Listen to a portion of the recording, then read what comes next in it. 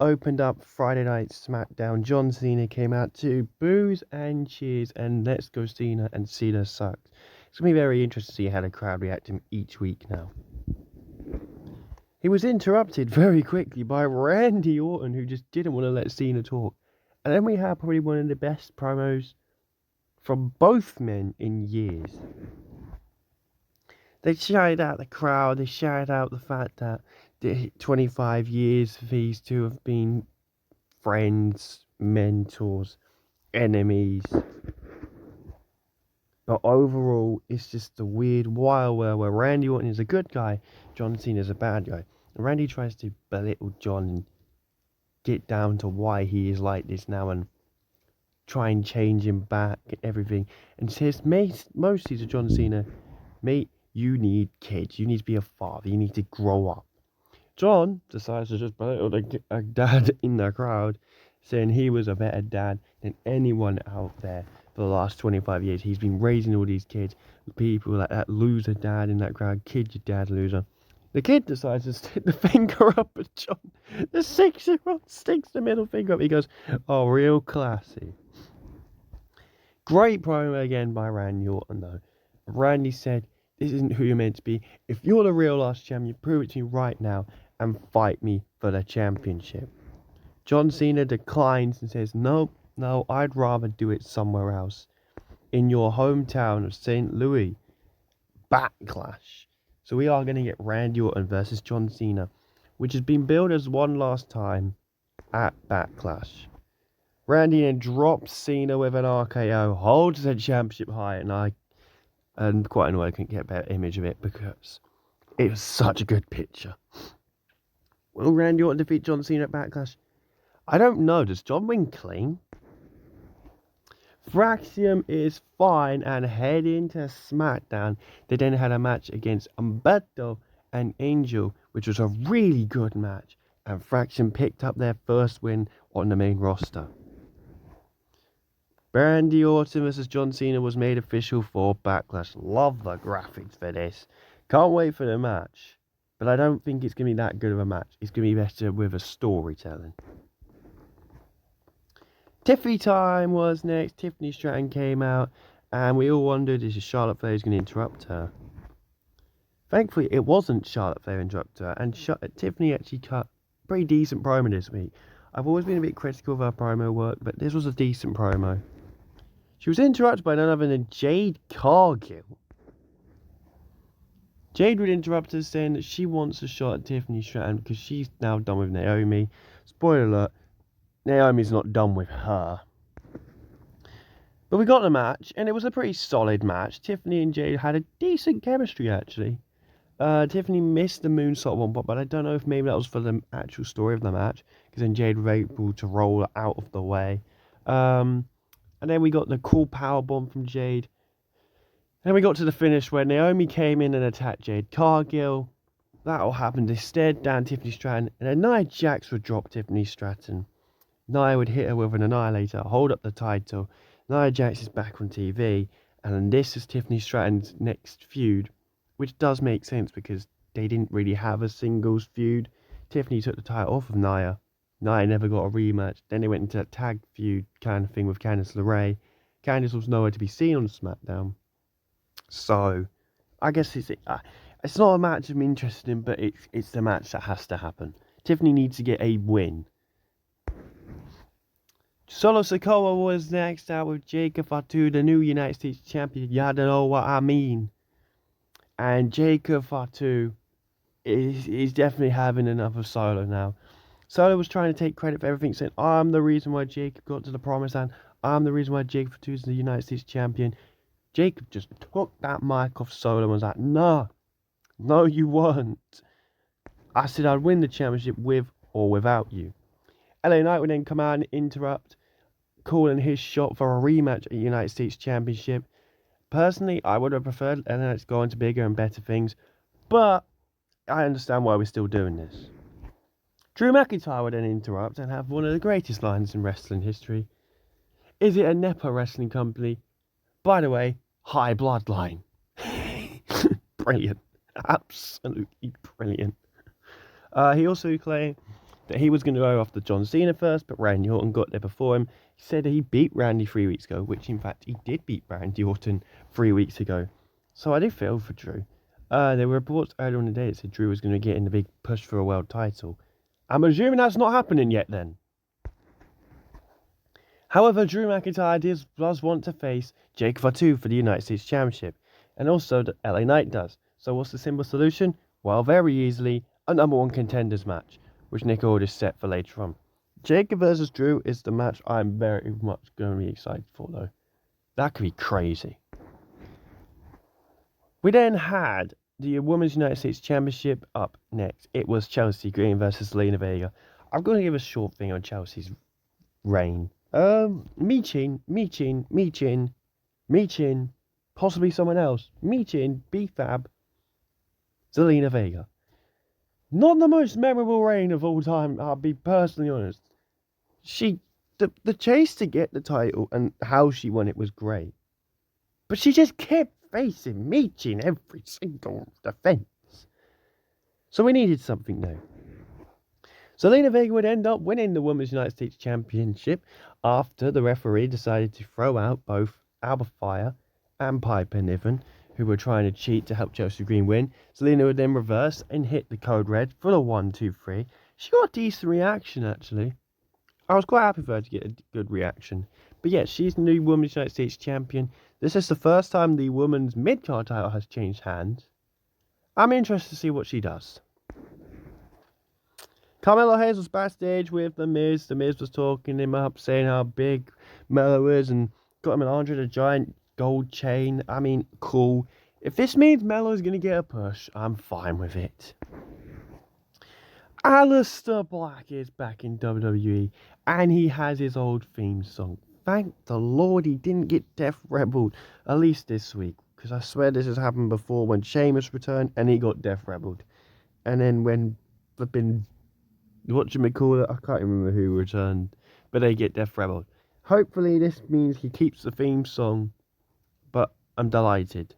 Alistair Black is back and instantly he black masked The Miz. Perfect. Bianca Belair was seen backstage talking to Byron Saxton. She's actually broken 2 of her fingers, so she's going to be action for some time. She said wants backup Rhea Ripley, but she's also wanting to fix the broken borders and everything between Jade Cargill and Naomi. So we are going to insert Bianca into that feud. Speaking of Naomi, Nia Jax was telling her to get out of the way of her business with Tiffany Stratton. And Naomi just said, as long as you proceed with caution. If they add that to her theme song, I might lose it. Don't Death Rebel Naomi, please. Drew McIntyre vs LA Knight was next for the #1 contendership for the United States Championship. And this was a solid match. But also got a shout out, by the way. During the break, there was a little promo package for Fraxiom. Because on SmackDown you don't get non-adverts all the time. This was cool. They bigged up Fraxiom quite a lot. I'm excited to see what they do on main roster. But personally, I would have moved them to Raw because their tag division is not as good as SmackDown one. It depends. I think Raw's SmackDown division and Raw's tag division and SmackDown division is way, way different. The draft's gonna be interesting. LA Knight and Drew McIntyre then, yeah, they had a solid match. Solo Sikoa spiked LA Knight whilst the referee wasn't looking, put him back into the ring. Drew was going to hit the Claymore. And then Damian Priest decides to rear his head back into a feud with Drew McIntyre. Now, at the point, I was like, oh, for God's sake, this man again. But it makes sense. They've only had one match. But they had a street fight. So I thought, okay, it's just a one and done thing. It was not a one and done thing. And this cost LA Knight the win. Because Drew got hit by Priest. So Drew won by disqualification.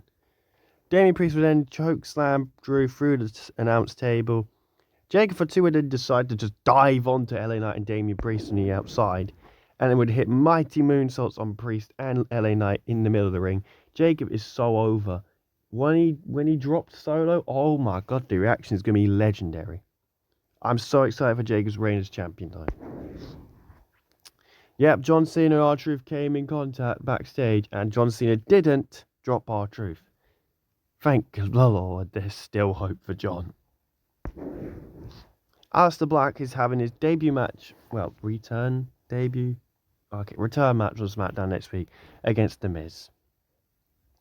I don't mind him being in a feud with The Miz as long as he wins every match. And next up was the main event, the TLC ladder match. DIY, Motor City Machine Guns, and the Street Profits. And can I just say, fucking believable match. Why this wasn't on WrestleMania, I do not know. There was tables spots, there was ladder spots, chair spots. There was unbelievable moments. There was a skull and bones through a table, but they were balancing on the table so they could hit the skull and bones. There was a white noise through a ladder, which completely obliterated the ladder. There was a blockbuster from Montez before he jumped over the top rope and somehow blockbusted someone who was on the floor. Montez was going crazy in this match, throwing his body everywhere. Dawkins was hitting mad moves, like a spinning, twisting neckbreaker to Gargano onto 2 steel chairs. There was a chair wrapped around the neck of, I think it was Gargano, and he just got swung at with another chair. But in the end, the craziest spot, shout out Edge back in the day with his spear. Because yes, this will be an instant classic for the new generation of TLC fans.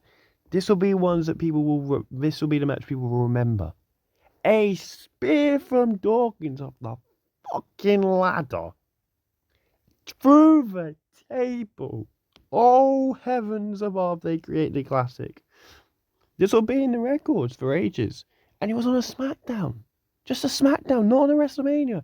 If this had happened on Mania, yeah, there would be more chance of people would be talking about this. Not everyone's going to see this match. But it was so good. Ciampa was just dangling, getting hit with chairs. Mostly Machine Guns put a table there. And then you just see Dawkins climbing the ladder. And the Machine Guns are like, yeah, go ahead, mate. Bang! Spear. Ciampa through the table. Dawkins puts his body on the line. But it gets crazier. So I thought Montez Ford was going to win originally. He did in the end. But then he got thrown by Gargano. And he was like in between the ladder. And then he just starts crawling up the side of the ladder. Not like the steps, just the side of the ladder, just like a fucking Spider-Man. Pushes both of Gargano and Alex Shelley off by smacking their heads together. Grabs the titles and wins in a phenomenal match. The Street Profits defend the championships. This should have been on WrestleMania. Unbelievable SmackDown. Raw After Mania was really good. I don't think you can compete with Raw After Mania.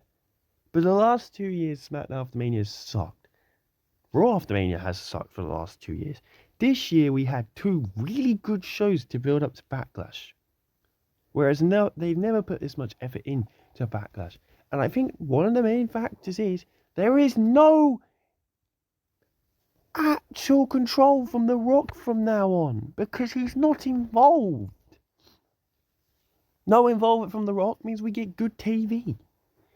Triple H can actually do what he wants, which is give us good stories and good matches, good build-up. Backlash looks more like a fun pay-per-view than Mania, because they're building up to it.